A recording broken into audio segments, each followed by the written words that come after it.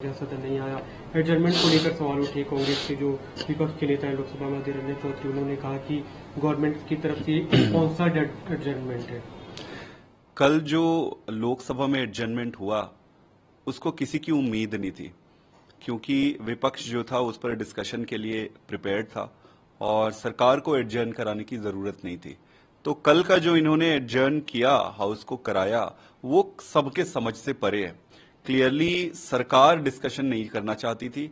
सरकार की तरफ से ये स्टेट स्पॉन्सर्ड एडजर्नमेंट था कल का। इससे बियॉन्ड और कुछ लॉजिक नहीं बनता है जिससे आप इसको जस्टिफाई करोगे।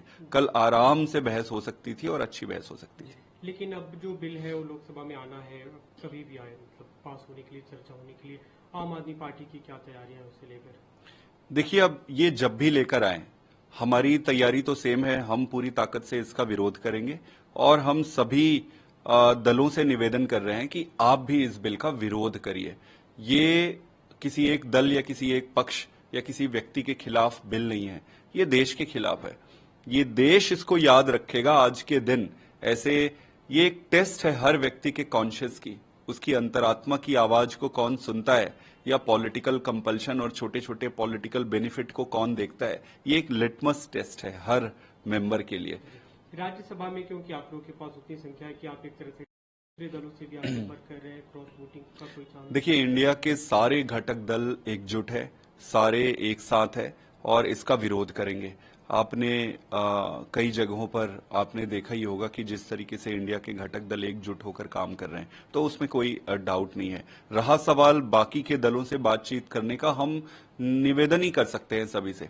हम निवेदन कर सकते हैं कि भाई ये चूंकि ये बिल देश हित में नहीं है, आप अपने देशभक्ति का परिचय दीजिए और इतिहास याद रखेगा अगर आप इस बिल के सपोर्ट में वोट किए तो अच्छी बात नहीं होगी। ये तो हम निवेदन ही कर सकते हैं। बाकी घटक दल साथ में इसके विरोध में वोट करेंगे। प्रधानमंत्री मोदी लगातार एक तरफ मीटिंग कर रहे हैं, कल भी उनकी बैठक हुई और उसमें उन्होंने कहा कि आप ज्यादा से ज्यादा सेंट्रल गवर्नमेंट की बेनिफिट्स को लोगों तक पहुंचाई जहां पे बीजेपी की सरकारें नहीं है। आप देखिए, जब से ये कंसोर्शियम बना है, ये टीम बनी है, टीम इंडिया बनी है, तब से प्रधानमंत्री एनडीए की मीटिंग पिछले कई सालों से नहीं हुई थी।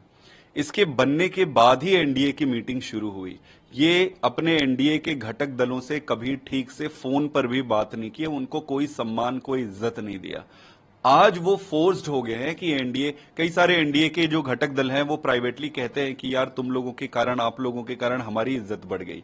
तो कुछ ना कुछ तो परिस्थिति चेंज हुई है। प्रधानमंत्री जी को क्या ऐसी जरूरत पड़ गई जो इतने सालों से एनडीए की मीटिंग नहीं बुलाते थे, अचानक बुलाने लगे और बैक टू बैक बुलाने लगे। हर मीटिंग में उनका एजेंडा है इंडिया के खिलाफ बोलना है, इंडिया के खिलाफ बोलना।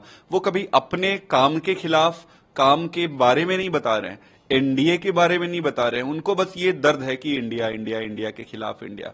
तो ओवरऑल प्रधानमंत्री जी अभी जो आप कह रहे हैं कि सभी मेंबर्स को कह रहे हैं कि स्कीम्स को एक एक जगह तक पहुंचाइए, तो क्या ये इलेक्शन के इतने कम समय बचे हुए हैं, अभी कोई पहुंचा सकता है? ये बातें तो डे वन से होनी चाहिए और एक सिस्टमेटिक मैकेनिज्म के थ्रू एक एक गांव तक, एक एक घर तक, एक एक व्यक्ति तक कैसे आप पहुंचाओगे, उसकी रिव्यू होनी चाहिए, सिस्टमेटिक तरीके से होनी चाहिए। बाकी ये तो लिपअप होती है।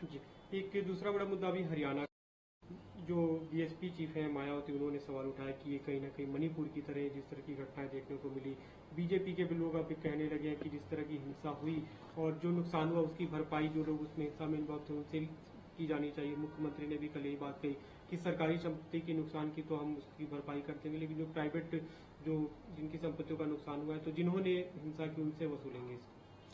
आप देखिए कि जहां जहां पर भी इस तरीके के उपद्रव और दंगे होते हैं, दोनों जगह पर भारतीय जनता पार्टी की सरकार होती है। मणिपुर में आप देखेंगे वहां पर भी भारतीय जनता की पार्टी की सरकार है, केंद्र में भी भारतीय जनता पार्टी की सरकार है। हरियाणा में ये उपद्रव हुए, दंगे हुए, हरियाणा में भी भारतीय जनता पार्टी की सरकार है, केंद्र में भी भारतीय। पहला प्रश्न तो यही उठता है कि ऐसा क्या हो जाता है जहां भारतीय जनता पार्टी की सरकार होती है, दंगे वहीं होते हैं? पहला। दूसरा, खट्टर साहब को 21वीं सदी में गुड़गांव जैसे, नूह जैसे एरिया में अगर दंगे ब्रेकआउट होते हैं तो उसको रोकने में इतना समय लग जाता है कि वो आसपास के कई जगह पे फैल गए। अब वो एनसीआर में भी स्पिल ओवर हो जाएगा।